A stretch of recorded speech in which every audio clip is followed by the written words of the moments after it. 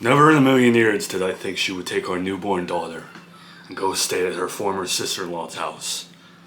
It hurt, and I'm trying to let it go. But when she does something like that, it makes me wonder what else is she capable of doing in our relationship. I just never expected that from her. Well, I know she doesn't want to admit it, and she gets sensitive whenever we bring it up, but I do think that she's going through some postpartum things that she doesn't want to admit, and it might be hard to get her some help. There's something that feels wrong about just diagnosing her with postpartum. It's still her at the end of the day. I don't think she's suffering from postpartum mania. Do I think she's going through something postpartum? Yeah. But I don't feel like it's my place to say that. I know there's plenty of people who would argue that I shouldn't diagnose my daughter like that, but I know her, and this is her turned up to 100. She's not like herself right now, and what else could it be? Can I ask you a question without you taking it the wrong way? I know you're her mother, and I know you see me in a certain way, but I just need to ask it. What is it? I've seen Joey. I've seen everything he's capable of. I've heard stories from her. But of course, there's always two sides to every story. So do you think that there were times where Miranda was at fault in her relationship with Joey? Do you think, I don't know, she's to blame too? And I don't mean that in an overall sense, just at times. It's an offensive question, to say the least.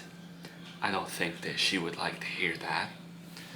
And in most instances, I think Joey was always at fault. But there were times where I think Miranda mishandled situations, was toxic herself. There's even a pocket of her fans that could admit that she's toxic. I know she doesn't want to admit that, but no one's perfect. I just feel like the second that Charlotte was born, I don't recognize Miranda anymore. I feel like she's changed. Maybe it's all in my head, I don't know. Well, now don't take what I'm about to say the wrong way, but I know Miranda feels the exact same way about you.